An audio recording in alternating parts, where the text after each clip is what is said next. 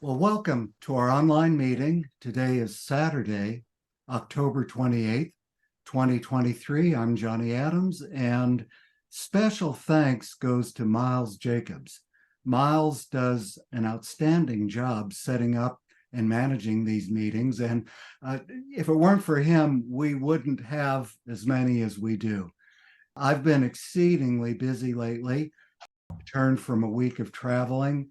And in addition to helping with Yamanaka therapy and getting that going, I've been active with Therapeutic Plasma Exchange.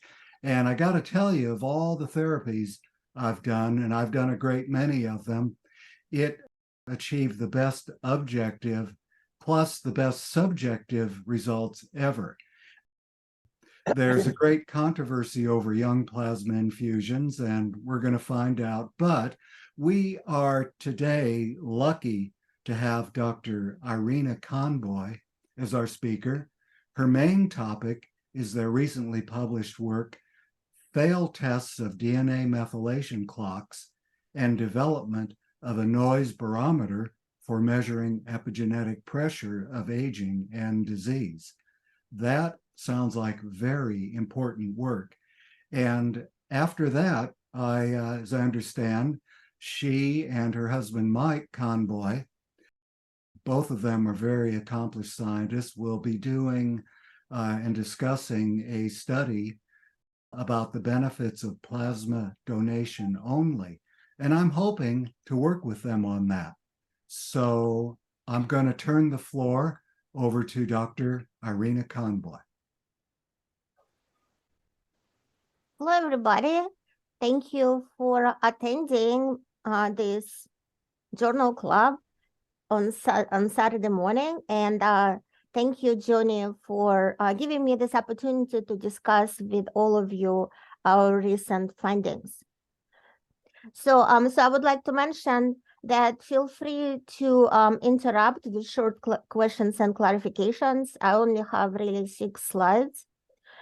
But reserve perhaps more difficult questions or more complex questions for discussion after my presentation, if possible. So I will start with this cartoon of the county fair. And as you can see, there is a person who is predicting the weight of people who attend the county fair. And of course, if you have scales, we don't need to predict anything. We can simply measure the weight. But you can, of course, predict people's body weight or how much they weigh using population statistics or biostatistics, right? So for example, you can look at their shape. This person obviously is heavier than this little girl or boy. And you can also look at what they eat, and you can look at the clothes they wear.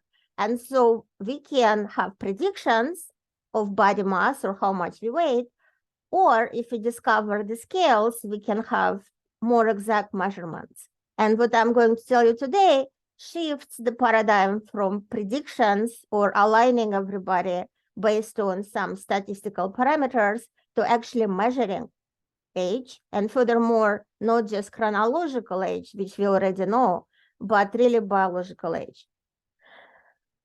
And this is the summary slide on kind of all of the comparative techniques and technologies and approaches that puts them all together in proper perspective. And then I will go through the paper slide by slide as well, but doing it, I guess, a little bit faster.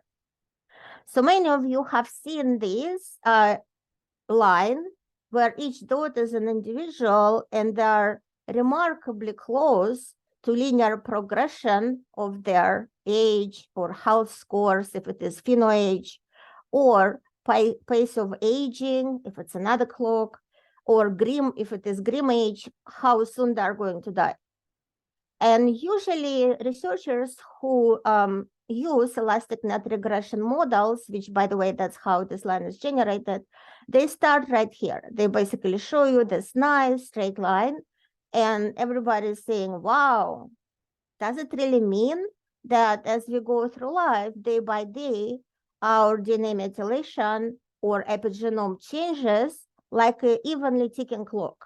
So every day we are slightly older, slightly older, slightly older. And if that is the case, can we then predict if these people who are above the line, other age accelerated, and therefore we can do something to identify the cause of that? So that is kind of where the story usually starts. But if you start the story from the very beginning, how this line is generated, then it becomes less surprising, less of a wow, and more like, okay, we can make this line using computer, but is it biologically meaningful? So how is this line generated? Quite sneaky there. They took his head and put it on like. That's what I said. Yeah. This line is generated by using a computer where we select and change by weights about 200 values from about 500,000. So we start with results of an experimental assay, for example, DNA methylation array. And this result gives us many, many data points for each individual. And then we use computer to say, okay, if these results were not what they were, but if some numbers were bigger and other numbers were smaller, then we would generate this perfect line. So the first point is that there is no biological justification for adjusting experimental result, but it is done as a mathematical solution to the least squares linear fit. So this line is not surprising. It's not a wow line. It does not reflect progression of DNA methylation aging or epigenetic aging or aging at all. It only reflects the point that we can use computer to make this line as perfect as possible by aligning all of the samples that we have from this one experiment into as perfect linear correlation as possible. So basically, to paraphrase, this line does not exist in the physical world. It only exists in mathematical universe. In the mathematical universe, if the data was different, we would get this straight line. And then what is our correlate? Our correlate could be any large data. So for example, you know that our universe is expanding. And so with time, the distances between galaxies and stars will be larger. We can use that large data to predict quite accurately your chronological age because you grow older and the universe is expanding. Or any large data here would suffice: cosmic, evolutionary, non-related to biology, related to biology, as long as we have enough combinations of the numbers to then adjust them in a mathematical solution for the least squares linear fit. And what is on the x-axis? On the x-axis, we do not really predict anything in particular. We don't need to use your age for training the model or health scores. We can use a regular set of numbers, for example, 1.5, 2, 2.5, 3, or 5, 10, 15, 20. So as long as we measure something or simply assign a regular set of numbers on the x-axis, we can always form linear correlation and predict this regular set of numbers from the large data after we used this statistical method, which is called elastic net regression. And we literally use computer to make it happen for this one experimental n equals 1 correlation of many, many samples. So for example, we can, using DNA methylation array, here is DNA methylation predictor, predict how many people live in the United States over the time. So first we have less and then more and more and more. We can also predict stock market from DNA methylation array. For example, stock increase or Dow Jones Industrial rising up or stock crash. Absolutely, we can predict it very accurately using DNA methylation array. And clearly there is no physical connection between DNA methylation of various people and Dow Jones Industrials. Although maybe some people would like to say, oh, now we can guess which stock will go up or down, and we can use this result to become wealthy, but that is of course not true. Before I progress further, I would like to mention that even though it seems that I'm critical about this method, I am only critical to a certain degree, because I think that it was a great idea to try to see whether we can use DNA methylation as a correlate for progression of age. It was a wonderful idea. And for example, it got Conboy lab interested in this whole area. But then we should not stop at what we know now. We should look at it in more detail. Ergo, we produced the paper on the failed testing this idea, and we found the strength as well as limitations. So moving on, we can predict number of people or US population from DNA methylation array assay, even though obviously there is no physical connection. And by the way, this data, these results are produced by undergraduate students in the laboratories, so no specific skills are needed to learn how to use and how to generate elastic net regression type of analysis. So it is well-known biostatistical method. It's not actually biostatistical, it's a well-known population statistics method. Doesn't have to apply to living things, could be applied to various processes as well. And then as expected, and this is just to show you that we can do exactly the same as PhenoH or PACE or GrimH are doing.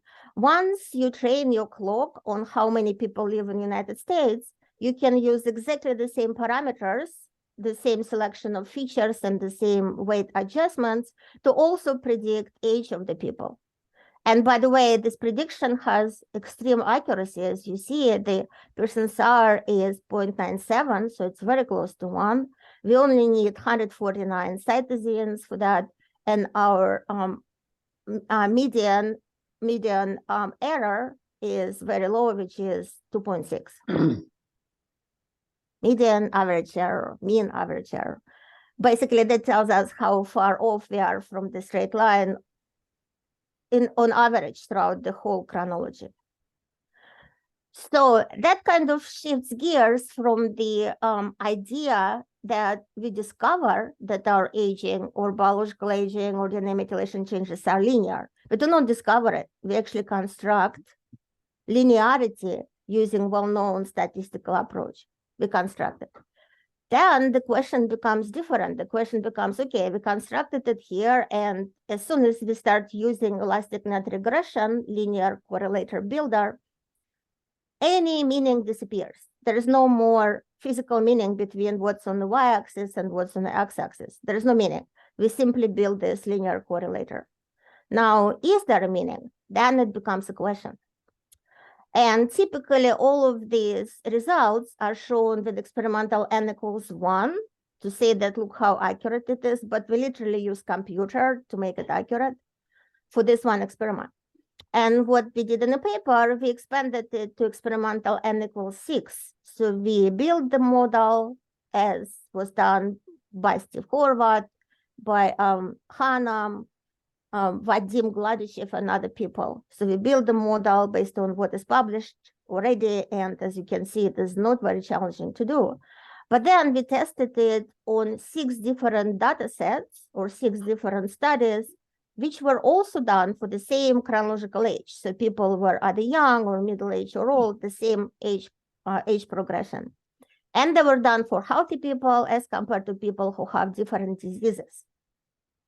And now what you see right away is that in more than one experiment, predictions might reflect random experimental variation and also healthy dynamics of change in epigenetics. So you see that this whole correlation remains linear, which is great. It's a great discovery by people who applied elastic net regression here for the first time, Steve Horvath and others, great discovery. So it remains linear. But with respect to accuracy, first of all, the whole cloud is shifted below the straight line, which means that everybody are predicted to be younger than their biological age, sometimes by 10 or 17 years. And some people are predicted to be older than their biological age, and sometimes by between 10 and 17 years. This, by the way, is done based on the PhenoH model. In the paper, we show the same for the first generation clock models of Horvath and Hannam. And then this is PhenoH model, second generation clock. By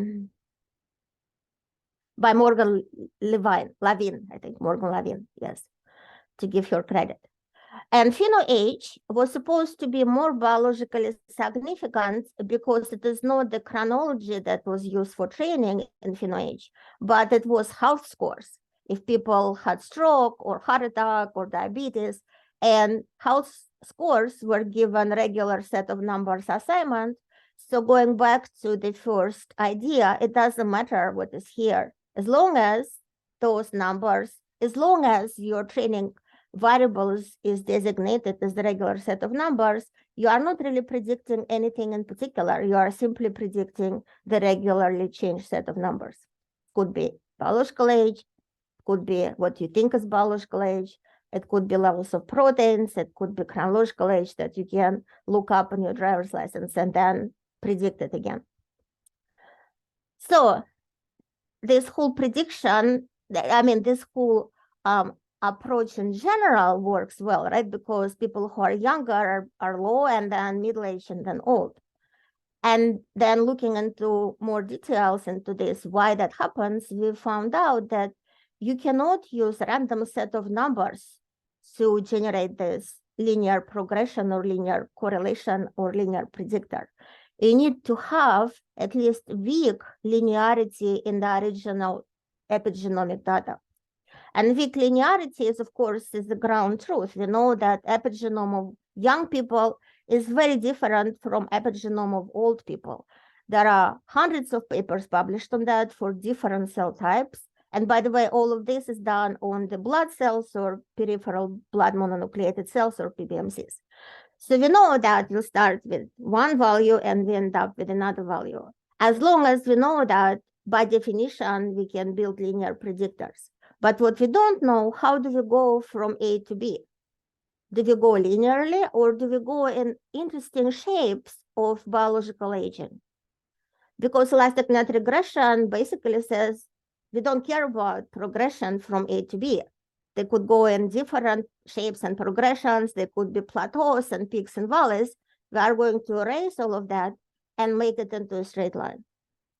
So then the question is, if that is the most important information about age progression is how do we go from A to B, then perhaps linear models are not biologically accurate or significant.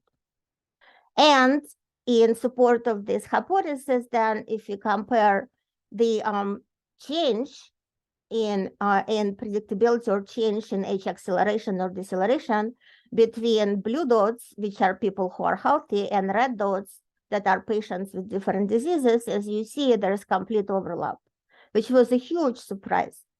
Because in selective studies, the clock researchers showed that, yes, you can detect age acceleration in people who are who have some diseases, but we can return to that after my presentation, why that could be the case in selective studies and why that is not even as sensitive or high resolution as could be done by other methods. And then if we use what we typically do in biomedical research, we looked at the mean and standard error, standard deviations, and we quantify this change between health and disease. You see that there is no change between health and disease. There is no statistically significant ability of this approach to distinguish patients with various diseases from people who are healthy. Okay, so then what do we do? Then we actually had completely different hypotheses based on a couple of things.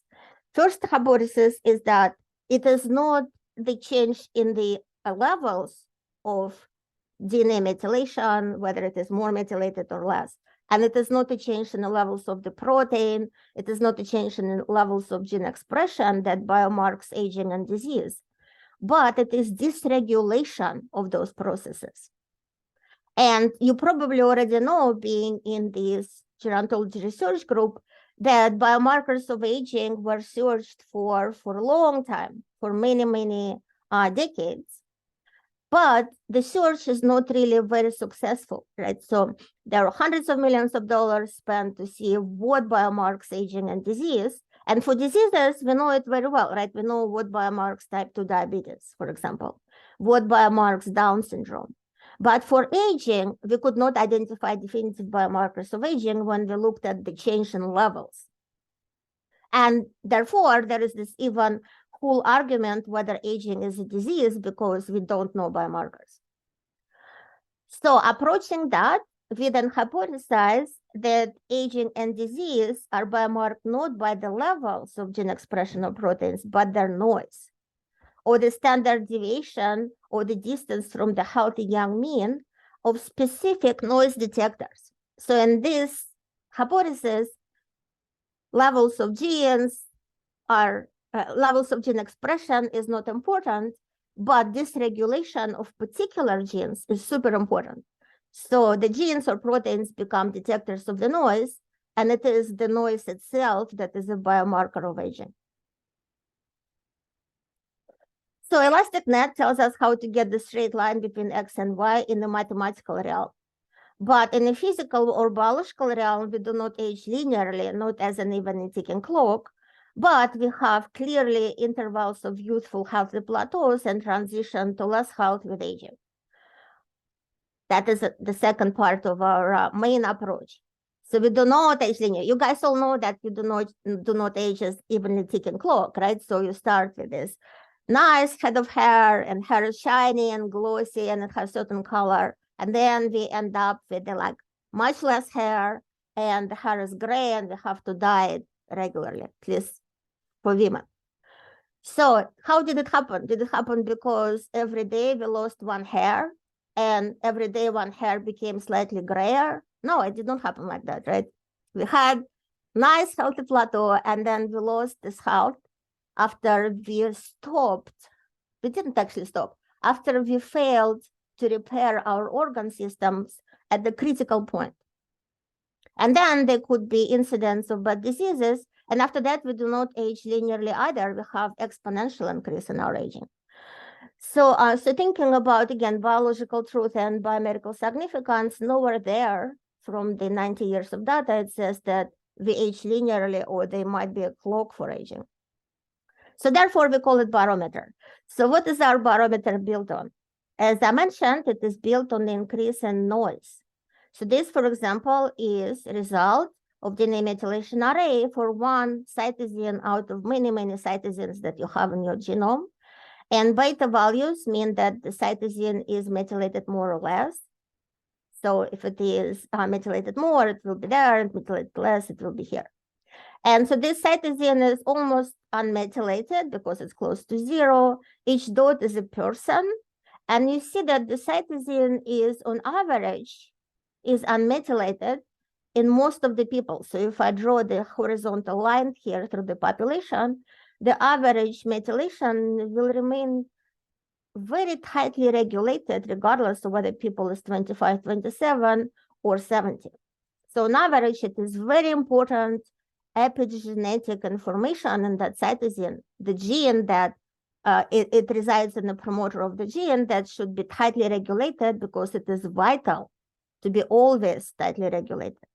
However, what you also see is that the noise or entropy or dysregulation significantly increases with age.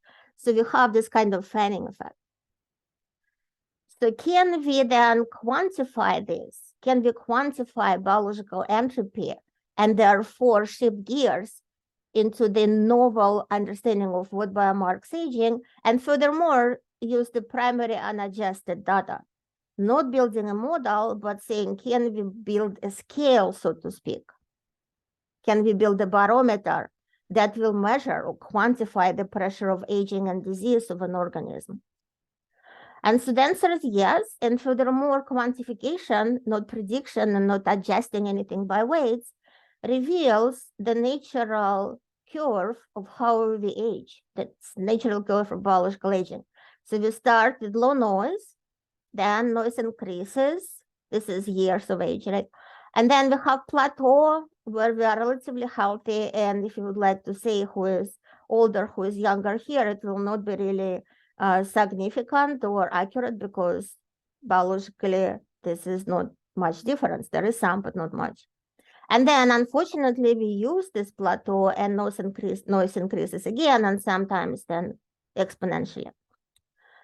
Each dot here is not a person, each dot is an age interval, and there are about 50 people, I think 49 people on average in each of these dots. So this is from experimental N equals 1 from the results of large DNA methylation array on 335 healthy people. And then when we compare the results with the people who have arthritis from the same experiment, so you see our numerical value of samples is high. Now, right away, we see that we can detect higher noise of people who are patients with the disease, as compared to other linear models where we cannot do that. And we can map biological age on this polynomial curve, but again, people who are here, they will be of similar biological age, not much different from each other. So then the next question is that, again, we need to go from experimental N equals 1 to something much more, and we apply this method to all 6 studies, exactly the same 6 studies as we applied to linear models. But now we used sums of standard deviations. So again, there is no model. We are simply summing standard deviation of very specific characteristics of our epigenome, which we call noise detectors. And here is there is 460 of these noise detectors, or cytosines, or SIM. And if you simply sum up standard deviations for those 460 cytosines, so you always sum up 460, but for people who are 25, 28, or they are 29, 32 until they are 90, what you see is remarkably similar change and shape of the biological age. This is the detection or quantification of the biological entropy or increase in dysregulation through chronology. This is not a model. We are measuring it. So you see increase in noise, then non-perfect plateau where our systems try to repair and regenerate, and they do it, but not perfectly. And then at some point, there is critical loss of that ability, there is additional increase in noise, and there is various changes at the very end of life, which I can discuss later on. And then what is important is that we see clear difference between patients with diseases early on. Then this difference somewhat disappears because when people are older, even though they don't have those 6 diseases which were tested in various studies, they might have other 50 diseases which were not identified. And then there is additional big shift later in life. So these are polynomial fits. And by the way, we can do it even with a single cytosine resolution. There is one cytosine in our genome and epigenome, and we can simply look at the standard deviation of that cytosine change with age. We are not even summing standard deviation, but you see that the progression is kind of similar. We increase in biological noise, then there is plateau, and then additional increase. So it is super important to identify how make this initial increase milder. What can we do here? And then how to make this healthy plateau longer and without the loss of plateau, right? It is not perfect horizontal line. It is loss of repair mechanisms. Those are the super important points that become invisible, unfortunately, in a linear models if I simply connected this low noise with this high noise. I could build a linear predictor very easily, but it will require adjustment of experimental data. And instead, if I simply quantify experimental data that I have, under the hypothesis that I'm measuring biological entropy, then I reveal what happens. And what happens is that we start with tightly and nicely regulated epigenome based on 460 of these or one single resolution. We lose this regulation quite rapidly. We then acquire adulthood healthy plateau, and then we lose even that plateau. And that's how biological age progresses, clearly not as a clock, but more what we call a barometer. And I think that in addition to that, I spent most of my time here. What I want to show you is just a couple of slides.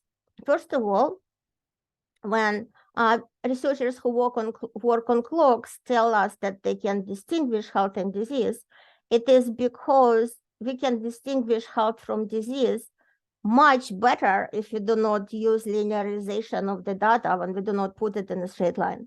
So for example, arthritis, healthy people versus arthritis, clearly distinguishable by UMAP, multidimensional plotting of the primary data. The same will be for Down syndrome, for Parkinson's, for BRCA1, and so forth. So it is the ground knowledge that goes into the ElasticNet statistical analysis that we know difference between health and disease. And then the difference becomes less noticeable because we have conflicting tasks for ElasticNet regression, right? So on one hand, let's go maybe before. Yeah. On one hand, we try to put everybody who is of the same age into this one nice neat dot on a straight line. And for that, we need to pick one set of cytosines. But on the other hand, we want to distinguish those who have a disease. And for that, we need to pick completely different set of cytosines. So we basically confuse machine learning AI programs by these completely conflicting tasks. And then the final couple of slides, actually, no, not couple, just this slide, I'm going to show you today is to say that these few cytosines, which are selected to build this linear predictor, do not have properties of the biomarkers. I told you that they don't need to have properties of the biomarkers. We can predict Dow Jones Industrial or global temperatures or disappearance of monarch butterflies or from DNA methylation array. But let's rigorously test, do they have properties of biomarkers? And doesn't seem so. So this is the very nice linear predictor based on Hannum dataset and clock, again, built by actually a graduate student who did rotation in the lab. And if we ask a question, why ElasticNet ranks some of these features high and give them high weight and ranks other features low and gives them low weight? Does it have anything to do with biology? The answer is no. So here is what I call a picture of madness, which is just a bunch of dots. And what it shows on the x-axis is the weight or rank. So this particular feature or cytosine or result of the assay was ranked very, very high, but it has no change in DNA methylation with age. So this is the change in DNA methylation with age. And then this one had very good change in DNA methylation with age, but it was ranked only 400 something. And this one, again, is above it, but it did not have any change in DNA methylation with age. And then I throw all of this away from, all of them out from the data set, and ElasticNet model will build me another predictor from what is remaining, because I only threw out like 1,000 data points, but I have 500,000. And then it builds me another predictor. And because we already know that the best predictor was the first one, you see that this predictor has a little bit worse parameters. So R is 0.945, and then there is a little bit more error. However, this second predictor, which does not predict age very well, has much better correlation of the change in DNA methylation and the ranking by the ElasticNet. So this dashed line means that on average, the first predictor did not really reflect change in DNA methylation with age, almost at all. It's 0.01, 0.1. And the second one did a little bit better, but it does not predict very well. So based on these observations, and by the way, then the same happens with the second generation clocks. So it is not just the first generation, but PhenoH and PACE have the same problem, which I call picture of madness, that what ElasticNet selects to build linear predictor is not based on the change in DNA methylation with age. Strangely so, but was interesting to discover. And then this last couple of graphs show that once you start now discarding irrelevant cytosines, so ElasticNet already told you that to build predictor, we need this 1,000 cytosines. And I tell, okay, fine. Now I'm going to throw out some other cytosines that you did not select. You already told me that you need these ones to build predictors. And then once I start discarding other cytosines, as soon as I discard about 4%, ElasticNet starts selecting completely different cytosines, which is totally consistent with how machine learning works in the data context. And again, I can discuss it later on, but it is inconsistent with the notion of biomarkers, right? So if you think about biomarkers, biomarker of type 2 diabetes is high glucose levels in your blood. It is the biomarker which we can really, really rely on. And I can throw out anything else I want. I can throw out your fatigue, headache, poor regeneration of your wounds, and even various inflammatory proteins, and still high glucose levels in your blood will remain as a biomarker. So that's what it means to become a biomarker, that if this selected set of cytosines were biomarkers, I could throw out the rest of the data and ElasticNet would pick them again, but that is not what is happening. It starts losing what it selected in the first place and giving me something else. So the final conclusion from that is that really for, and I already told you about that, really for working linear predictor, you just need a large data with weak linearity and anything which can be designated as a regular set of numbers. We can build these predictors very easily for experimental n equals 1. They have no biological meaning as far as I can tell, unless later on we will discover that there is some hidden or cryptic biological meaning. And they do not have meaning that they actually tell you they are not based on the change in DNA methylation with age. Additionally, we do not age linearly. Disease does not have linear progression. And it seems that without changing experiment, or not changing, adjusting experimental results, we can reveal the natural curve of our biological aging, considering that it is the noise that is a biomarker. It is not any specific gene or protein. It is the noise that is a biomarker of aging and disease.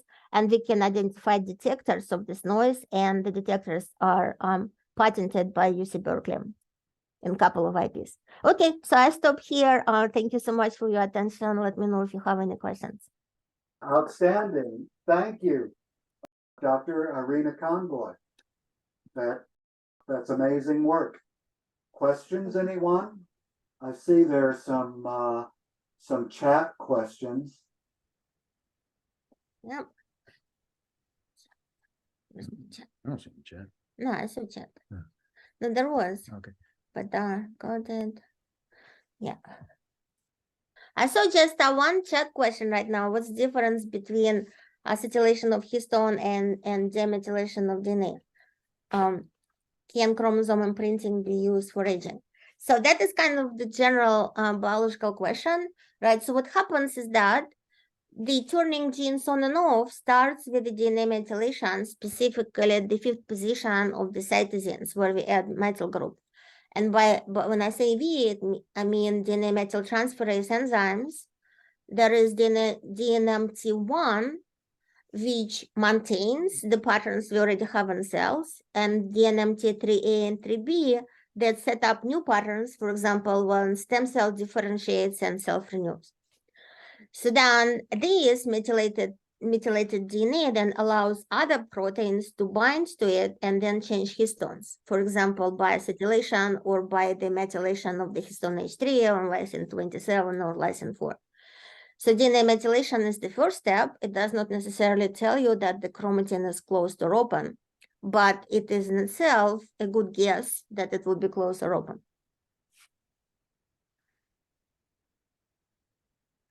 Then earlier, Josh asked, how does ElasticNet compare to ANOVA approaches? I don't think there is anything comparative between ElasticNet and ANOVA, because ElasticNet really is a machine learning statistics approach, which needs large data to then form only one thing, which is a line. So ElasticNet is dedicated to building linear predictors. And when I say building, it can do it only when there is weak linearity in the data. It cannot do it from any random data or the data which has no linearity whatsoever. But if there is weak linearity, which we already know is the case for aging, so we know young people have different epigenome than old people, not just for inflammation and SARS, that would be enough. But by having multiple infections and then having completely different PBMCs, specifically memory T cells and B cells, and also by shifting from adaptive immunity to chronic inflammation and macrophages. So by all of these things that we have known for decades, we know that young will be different from old. And that is enough for elastic net regression to say that we can build linear predictor. It is not enough to say that this linear predictor is biologically meaningful or that we age linearly, or that there is any physical correlation between that predictor and anything that happens to your health.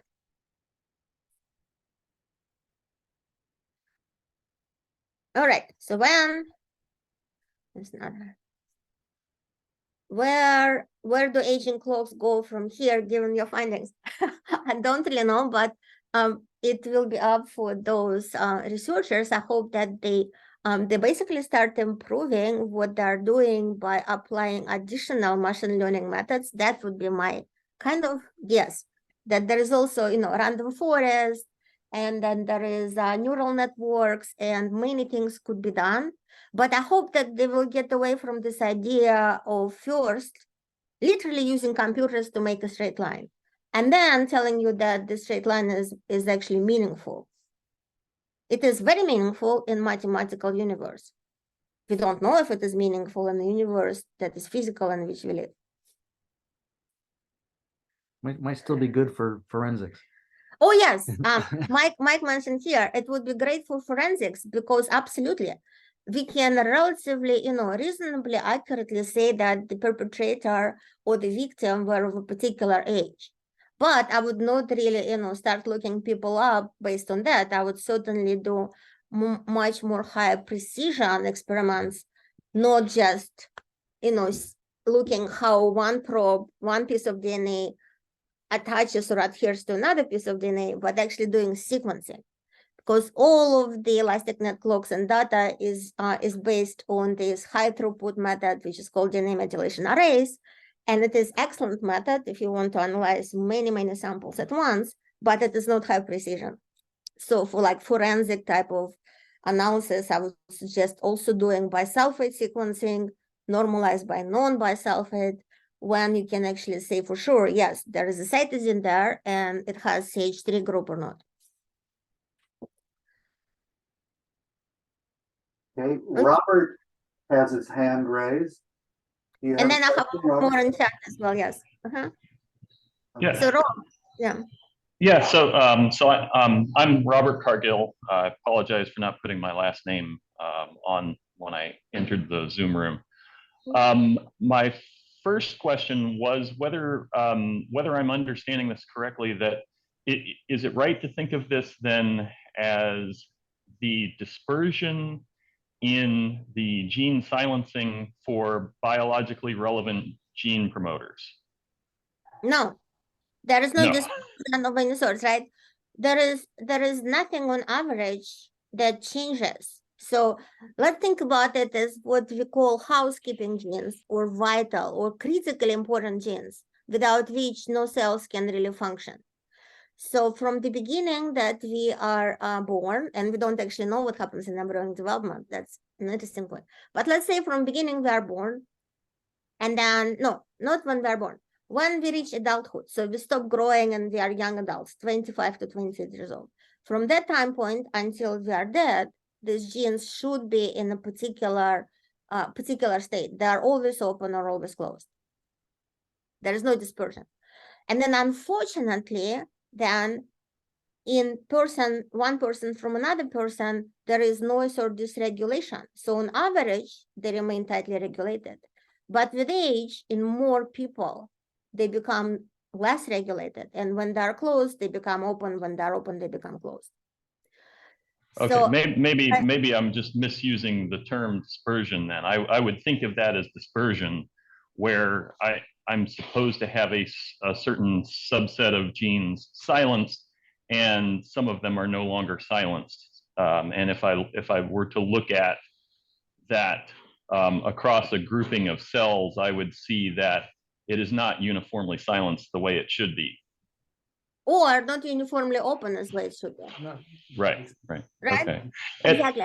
So it is not just silence. There is no, if all of our genome became silenced, more silenced with aging, more open with aging, we would stop existing. We would not see our face the same in the mirror, and our organs would change, right?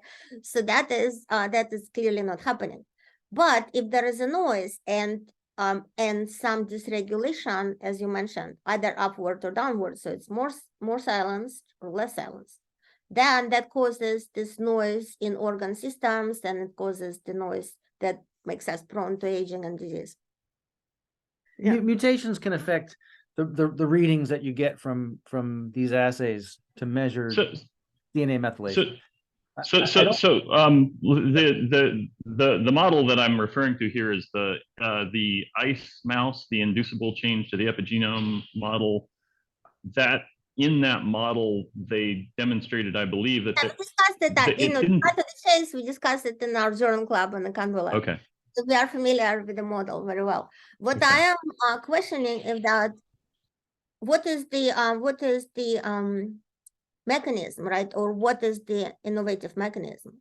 If I have to use DNA repair in various cells and tissues throughout the animal, much more frequently, it is given that there will be genetic drift because DNA repair is not perfect.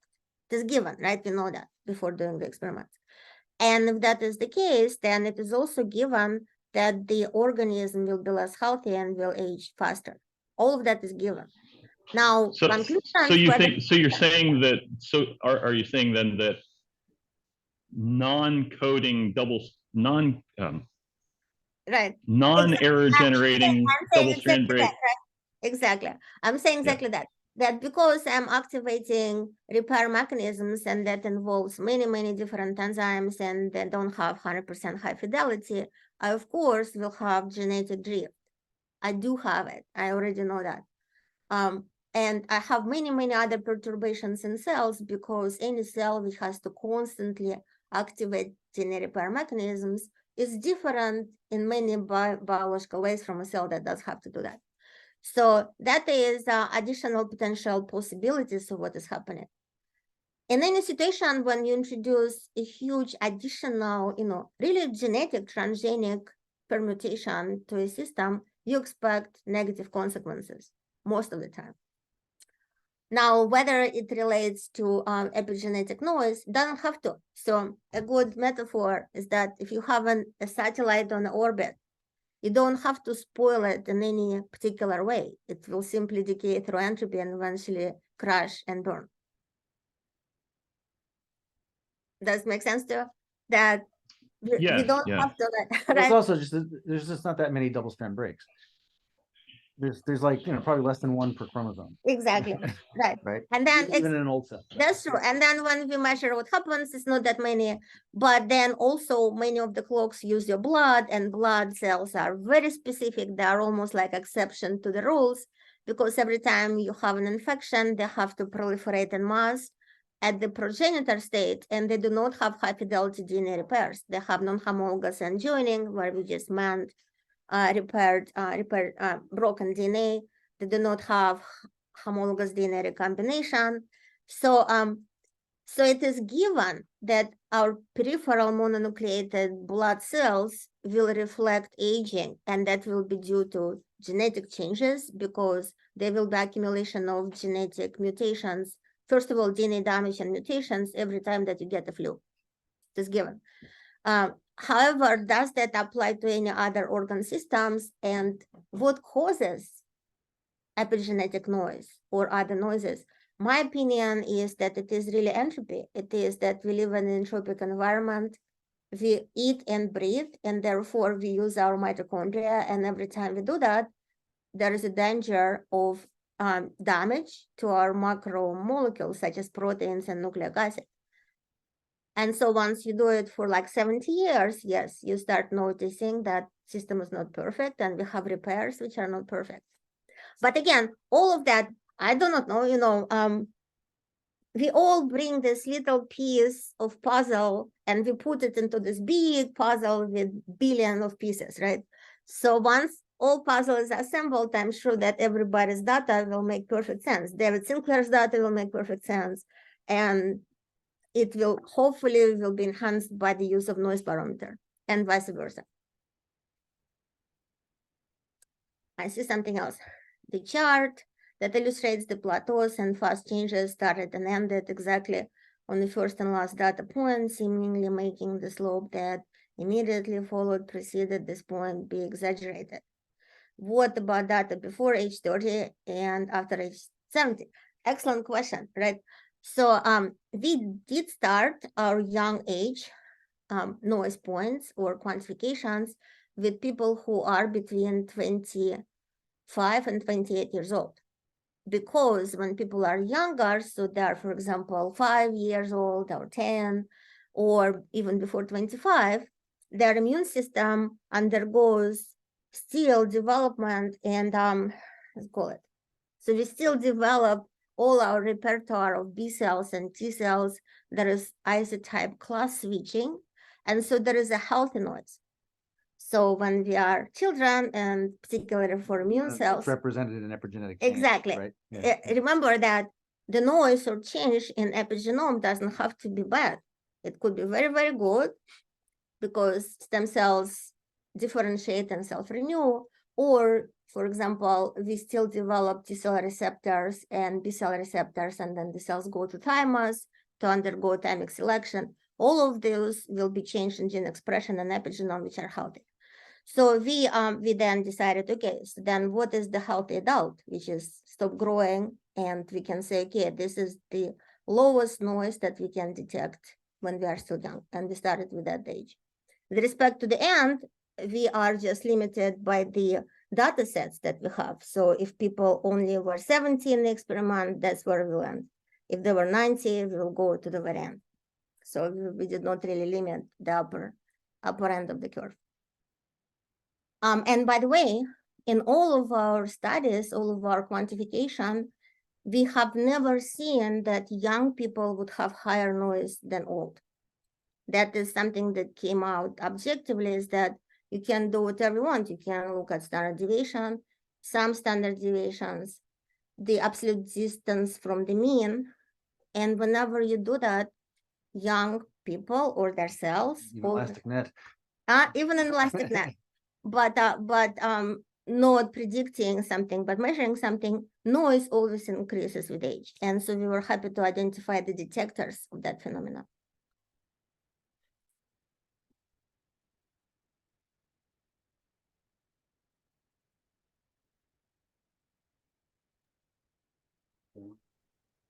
I With see respect to other questions in the text. Are you able to see them okay? I see them okay, so I'm trying to read exactly. So so do I think that this ICE model, right, or accelerate loss of epigenetic state and so forth? I think more information and more results with redundant assays need to be done to make sure that there is acceleration of epigenetic state, or what happens in a transgenic approach where you induce DNA repair machinery in various cells of the body.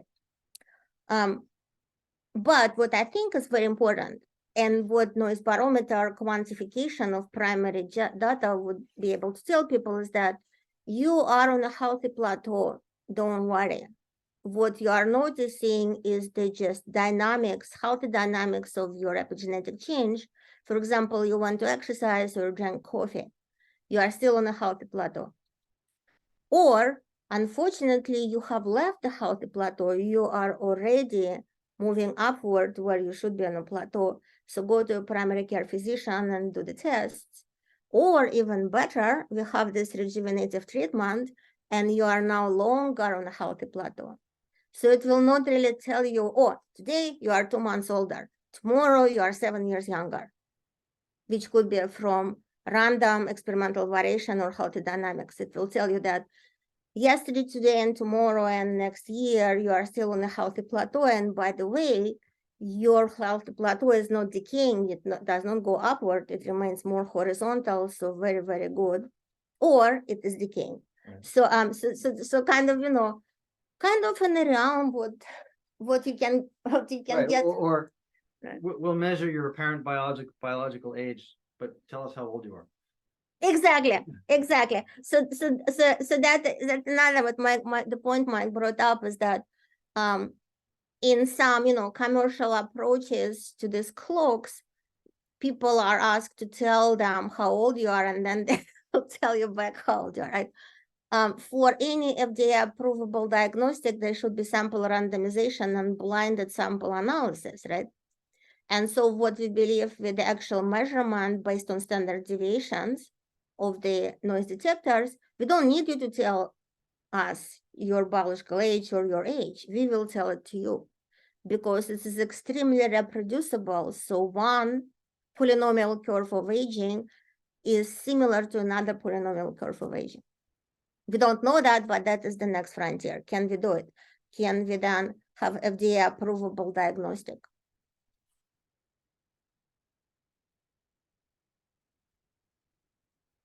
Then there was something about partial reprogramming that seems to reset only half of the epigenome.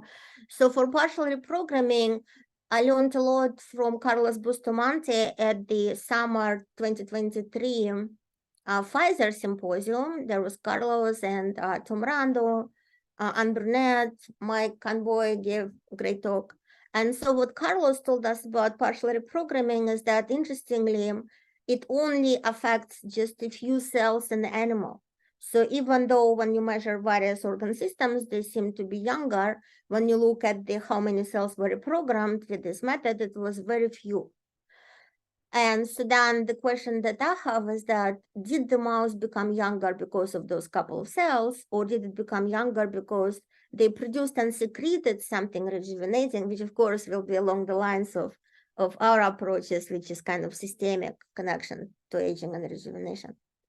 So again, I think the correct answer is always in what specific details are we analyzing. Do we analyze the entire animal and look at the reduction of noise? Do we analyze a few cells which we know now had partial reprogramming? And what is their noise? That could be different. It could be different from tissue to tissue even.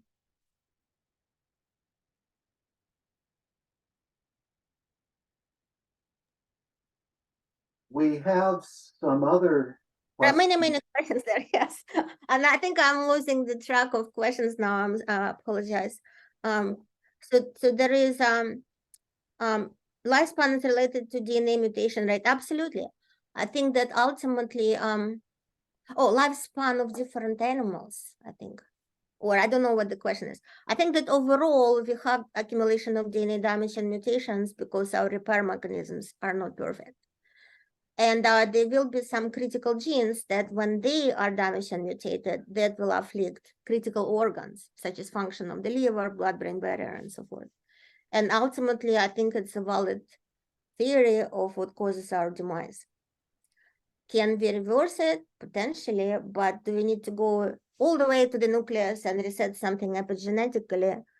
I'm not 100% sure, because when we reprogram, for example, liver cell into pluripotent stem cell, we know we go from one epigenetic state to another epigenetic state, which are well defined. Reprogramming an old cell to young cell would mean that there is epigenetic state of an old cell, an epigenetic state of a young cell. We don't yet know if those exist, or if yes, what are those? Epigenetic state of a young cell could be simply many 200 different functional cell types. An epigenetic state of an old cell could be stochastic and is different from cell to cell and from situation to situation. But we know that through, for example, old plasma dilution, we reset gene expression and cell and organ function, and therefore proteome, and therefore epigenome to youth from the outside of the cell, simply changing the cell environment. And I think it might be both safer and more scalable, more feasible approach.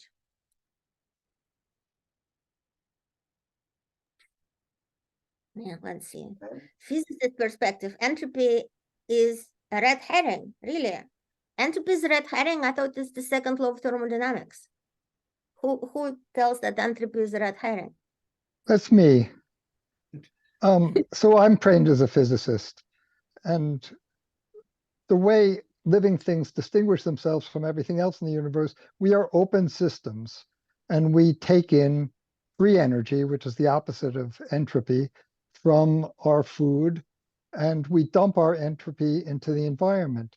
And that's how we can grow. That's how we can accumulate order over a lifetime. There is no physical necessity for entropy to increase over the life of an organism. And you have to base your argument on something other than physics. Okay, so let me ask you this question. Then, once you were young and you had functioning organ systems, and inside those organ systems, there were young cells, and then young molecules, and then you go through life and you live in a physical world, which now damages all of those. And then your repair mechanisms are not perfect to repair them. Would you call that an increase of entropy when physical damage from living in this entropic universe then makes you less functional, less structural, organized system? Would you call that entropy? Well, you know my work, and most of the people on this call are familiar with my work. I'm an advocate that this is programmed. We are programmed to die. Yeah. And these changes are self-destructive for sure, but they're not damage.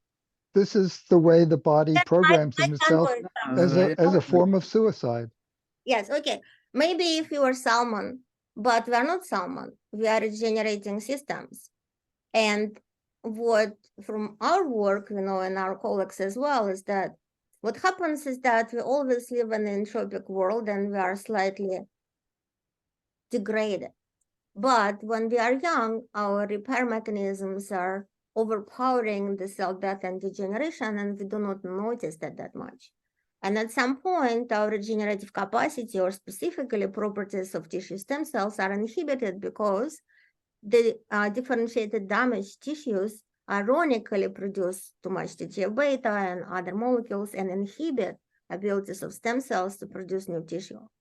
And that's when we are left at the mercy of the elements, and that's when we start noticing that organ systems fail.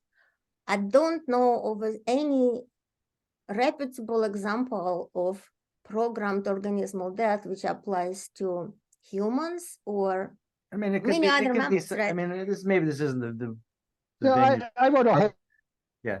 book on the subject, and I think I sent you a copy at one point. Yes, That doesn't mean we agree with but your book, exactly, right? that's So, a lot of it comes down to, there's some semantics there, like where maybe what you're describing as a program is not what we would commonly think of as a program. The idea being that if you look at, like, say, Atlantic salmon that go to freshwater and spawn and go to the ocean again, Yes. and do that repeatedly, and Pacific salmon, which tend to go to freshwater, spawn, and then die. Does one have a program? Does one not have a program? Is just growth and development into and maturity into adulthood. Is that a program? And if aging is related to that, then do you call that a program too? I mean, it's, yes. Again, I appreciate the discussion and the semantics. I just don't look at it as in the way I interpret a program is, okay, you get to this point and it says self-destruct button. I don't think you need to invoke the self-destruct button, because there's plenty of other things that will kill us. yes. And make us fall apart. But in any occasion, it's super interesting discussion, and obviously the field has not settled on it, right? As clear even from this dispute, there are some people who believe that there is no programmed organismal death for higher mammals, and others believe that there is. So again, what I mentioned a few minutes ago is that once we assemble this huge complex puzzle and we bring all of our knowledge and discoveries to that, everything will make sense. For now, we just have different points of view because picture maybe is not complete yet. This is a great exchange. That's what we do here. I'm going to suggest that we always keep in mind the end result. How will we use this information, whatever point of view you take, to get a lot more healthy years of life and to be of service to build a better world. So if you have, the two of you have any final comments, please make them now briefly, but then, wow, Yeah, open up some other questions. exactly. So I see that somebody oh Josh yeah, still has his hand up. Josh has still hand up, so maybe there's more. And is it correct to say that epigenetic status could be an element along with the noise barometer and several other omics? So to clarify, noise barometer is basically a quantification or measurement, which is similar to like scale for your weight. So scale is operating on the concept that there is gravitational force and we can measure your mass. Noise barometer operates on the concept that there is dysregulation or noise of your biological systems, and that's how it works, right? It operates again, sorry, George, on the concept of biological entropy. We are measuring literally increase in biological entropy in the system. We can measure it through DNA methylation array. We can measure it through proteomics. We can measure it through any regulated system, any omics, which becomes less regulated with age, which is all of them. So kind of the same thing, if you have a scale, right? You can weigh a person, you can weigh a little chemical, a little bit of particular chemical for your reaction. You can weigh an elephant, you can weigh a car, you can weigh hair, anything that you want. So so the same thing as with noise barometer, it applies to everything in omics and perhaps even functional parts as well. Irina, can I ask for a clarification? I read your paper several times and couldn't figure out where the standard deviation that you call entropy is measured with respect to. Is it, a beta is already an average. So is this standard deviation, is it from one cell to another cell? Is it from one individual to a population? I wasn't, or is it from one site to another site? But I couldn't make sense. Maybe a few words would clarify that for me and others who might be confused. Yeah, so let's see. So I think I have it. Yes, I have it here. So I'm going to put it back on the screen then. All right.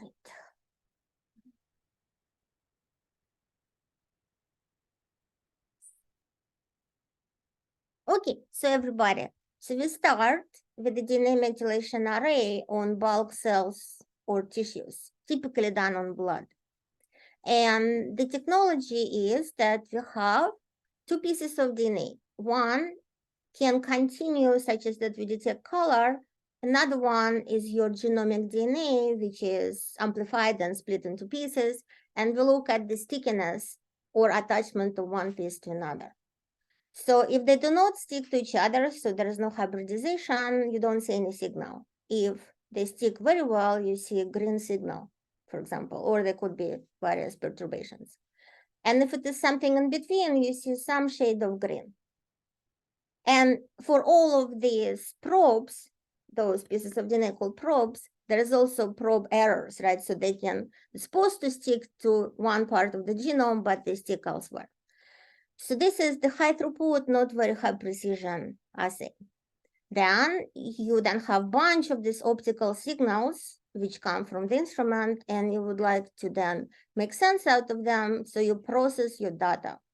Process your data into what becomes beta values, where you look at how green each of the signal is as compared to no green at all or maximum green using this equation. That's what George referred to, right?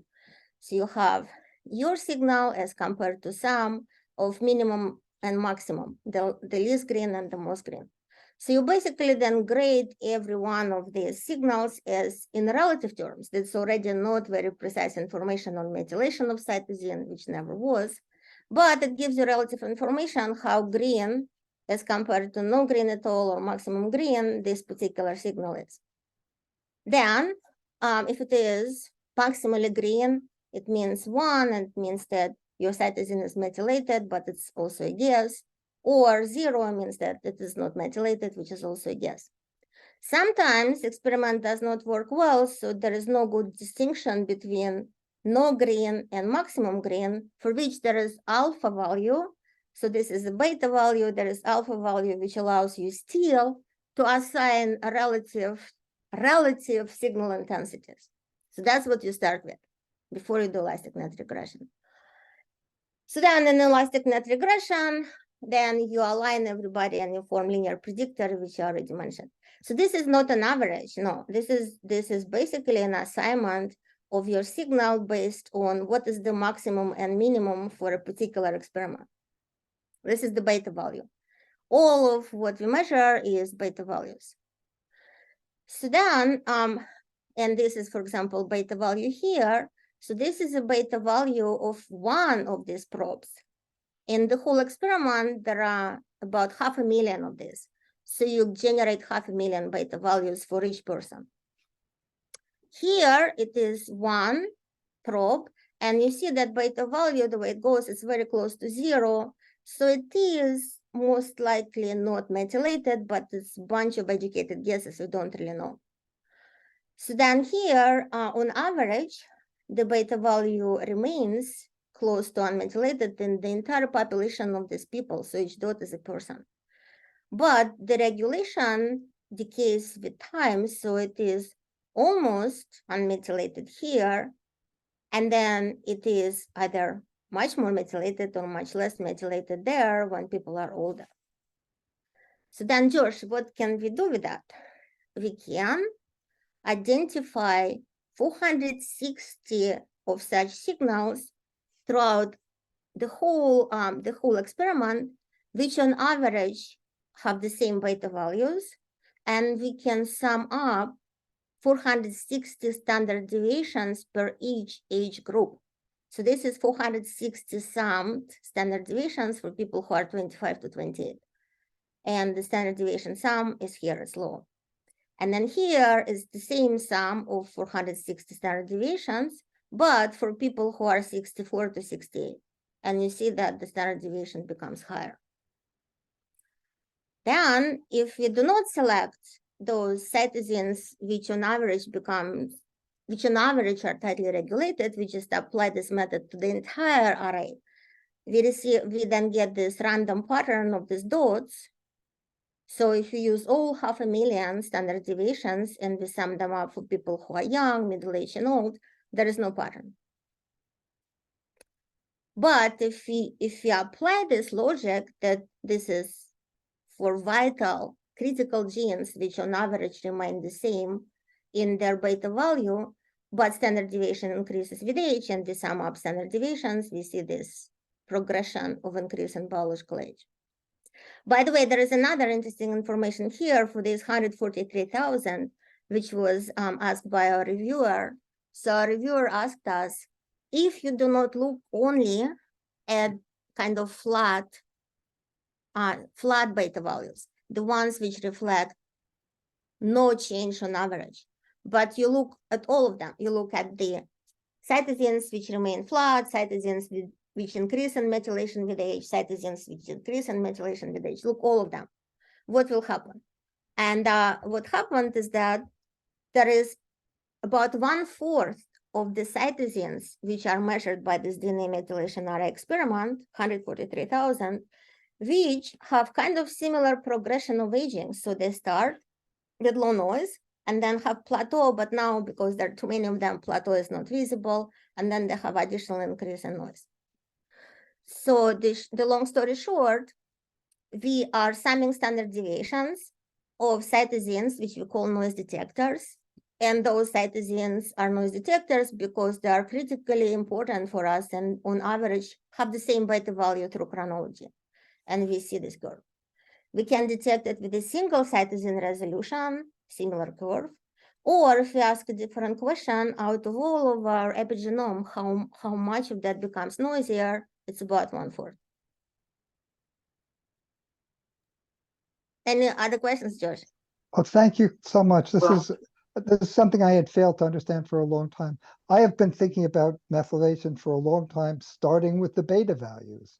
Yes. And what you're talking about is beneath that level. So I was blind to it. And it's a whole new science that I need to look at.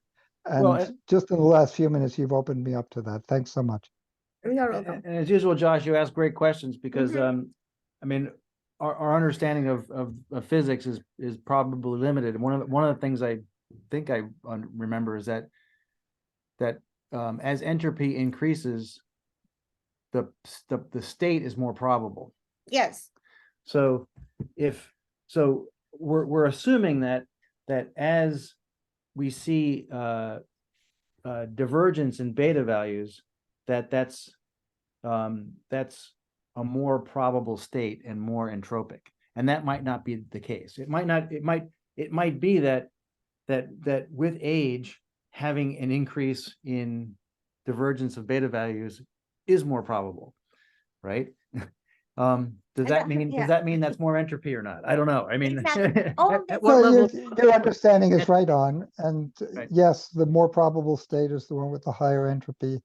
And there's some overlap between us programmed agers and the entropy theory, in that I think that the repair mechanisms are dialed down with age.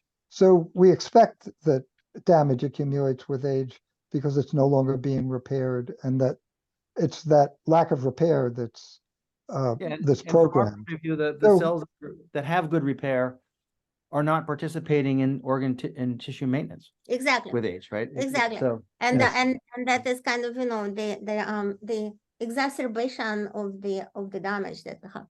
So then there is a great question. Does gene expression in one system possibly affect noise level on another? Absolutely. So what is going to happen is that throughout the central dogma, we will have increase in noise. So if you have noise in signal transduction or cell-cell interactions, that will percolate upward to the noise in proteins. That will percolate upward to the noise in gene expression, because some of these proteins will be transcriptional factors or epigenetic modifiers, and that will create epigenetic noise. And vice versa. Things which will start with a genetic drift, and mutations from C to T will start epigenetic noise, and it will go down to the noise in gene expression, protein levels, and signal transduction, and then properties of cells.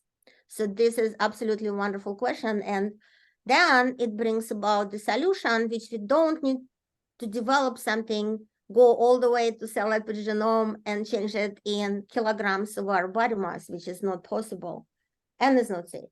We can start with changing or normalizing or recalibrating noise, make it less noisy at the level of the cell-cell interactions, and we know that epigenetic noise will diminish, again, because of the central dogma. So I'm super tired and very, very hungry, because before this Zoom, I went for a long swim today, so it was my exercise. So if you have any other questions, perhaps, or we should switch gears to the plasma donation quickly, or maybe even wrap up. It's up to Johnny. Glad you, and we'll make it brief. Thank you. I have a burning question which relates to that, which should be of great interest to everyone here. I'm going to first show my screen because this is an entree to it, and I'm going to just rip through this stuff. You can catch it on the recording.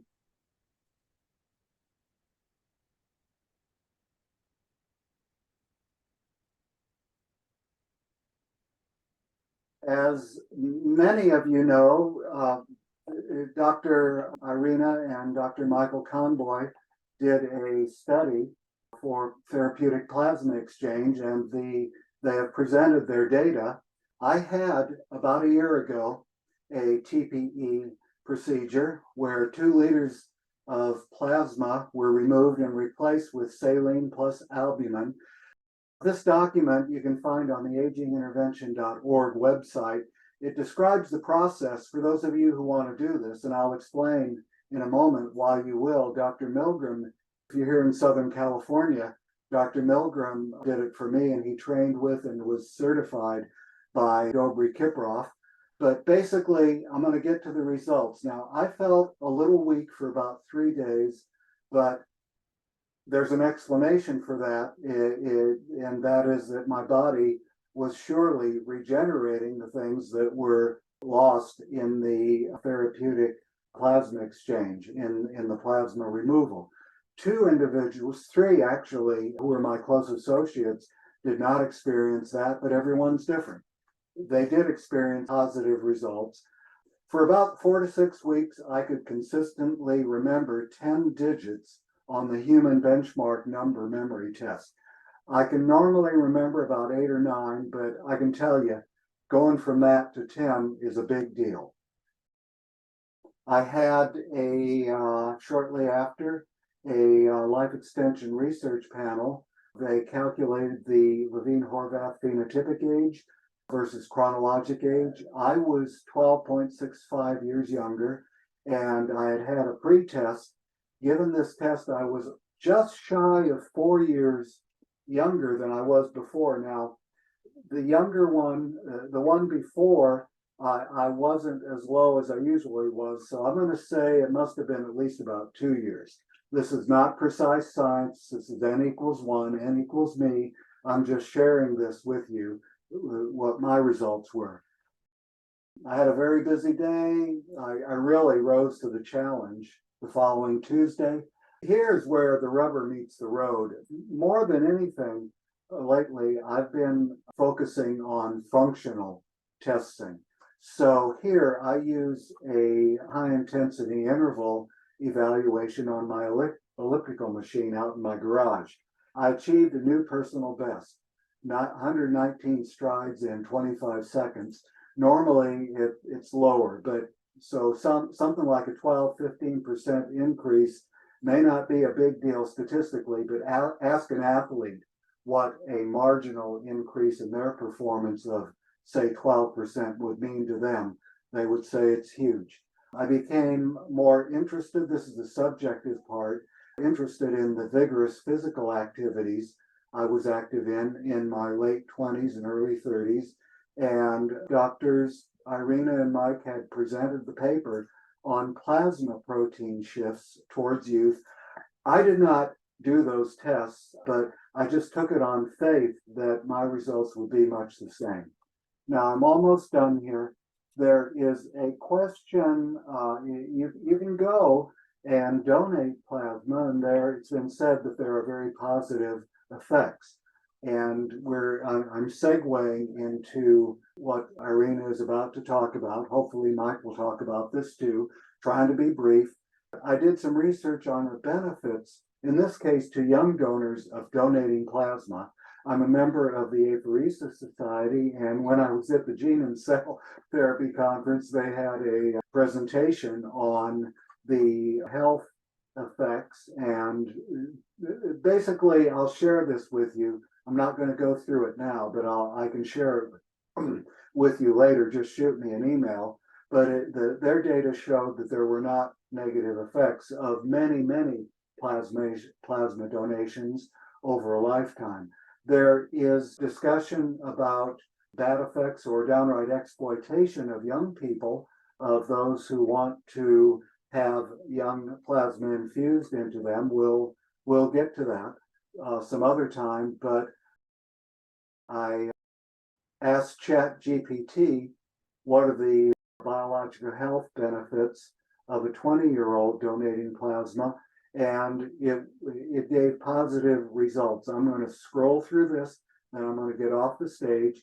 You can catch this on the replay and read it and stop the screen. But that is the benefits to young people. So now I'm done, and I'm going to turn the floor back to Doctors Mike and Irina Conboy. I would turn it back to you, and I mean, we haven't done a study on plasma donation and the effects of that. It's you brought it up. I think it's super interesting. At some point, I mean, so if you go and give plasma or blood or anything, it tends to be it can be kind of a stressful experience, but it's usually a positive stressful experience. So you get you get a cookie right at the end. So that can have a very positive placebo effect. So I would like to see at some point some sort of a double-blind trial on that. But before that, this kind of data, what are the side effects that people see from this type of thing? In general, what are the improvements that people that you can measure in people that even if it is placebo, at least now you have a bunch of things to look for if you're going to design a real rigorous null hypothesis driven trial, right? So yeah, I mean, and it's something that's relatively Less invasive. well, it's the same machine, right? Whether you're going to give a couple units of plasma, or whether you're going to have 70% or 80% replaced, it's kind of the same machine. It's the same machine, But- but imagine that like 70% of your blood is taken and the cells go through the plastic tubing and clot and shredded and complement is activated versus much less of them in less time. So if plasma donations could achieve the same positive effect but with less cumulative negative effects, that would be important to Yeah, know. but the cocktail's different, right? You don't have to put albumin back in because you're not taking enough out to cause problems. Right? Yes. That kind of stuff, right? Yeah, and that is also important, right? So yeah. So we basically identified just one company, unfortunately, only one, that would send phlebotomists to people's home and then perform all the procedures, and we can get samples from them. So that would be great. But they charge lots of money. It's like half of what I think is charged for the whole plasmapheresis procedure at Dobre Kiprov clinic. So they really charge like, I don't know, $1,500 for every single blood draw. And we would, if it is longitudinal, right, we would ideally need at least to have 6 of those. So that was kind of what gave us a pause, because we don't want to to charge anybody for participation in this clinical study. But we tried to negotiate with them, and it seems that that's how they operate pretty much. So if you think about a better way, please let us know. Okay, if you do conduct that study, I will hope you would consider me. I would like to help, but I may have access to a plasma donation center and the ability to collect data upcoming in the coming months, and we'll certainly be staying in touch. That would be great. Great. Ideally, it would not be data, it would be actually samples, because the data that is produced by LabCorp or some other conventional test sites, or even by other laboratories, would be different from what we are doing. So if you would like us to use our approaches and methods of analysis, then what we would need is at least 1 tube, ideally 2 tubes of blood every time before you do the plasma donation, and maybe 6 times. So one. And is otherwise, for if serum, one it is was for just patient health data, then yes, another researcher would be better. exactly, exactly. So someone in public health that Totally. studies those Yeah, health parameters and exactly. has the good statistics Yeah. and the experience on how to analyze it. That's a good way to Exactly. go. So if you simply want to base it on clinical or again public health, then somebody else would be better.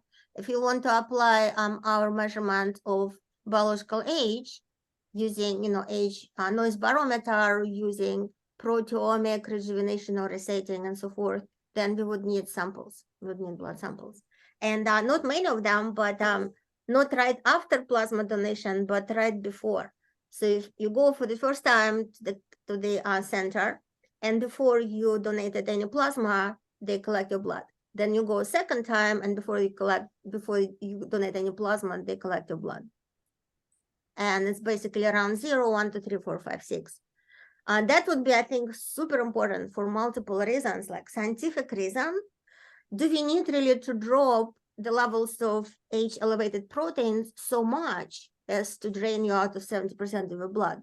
Or we simply need to diminish them a little bit and it's already rejuvenative, and if so, by what mechanisms? So that is super important. And of course, like from the practical approach. Right. Do you need to, Right. do you need to bottom out the teeter totter, or do you just need to get it wobbling, right? Yeah. Yeah. Well, I'll see what I can do. Right. Exactly. So, or otherwise we can give you this information for that super expensive company, and then you could see if there are still any volunteers to, you know, to spend, I don't know, $7,000 altogether on the half a year of the clinical study. We hope that that doesn't come to that. Like you do it for free, and in fact you get a cookie because you donated your plasma. All right. Well, Anything again, else? big applause, everybody. Thank you, Irina. Thank you, Mike. This was amazing. Thank you, everybody. Have a good weekend. Bye-bye. Bye. Thank you.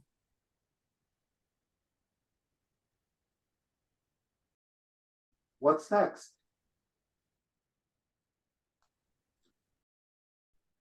Johnny, that was it. I mean, we didn't specify anything else, and I must say we've had a very intense session. So I'm not. I suppose a few extra questions or general questions, but I'm actually exhausted.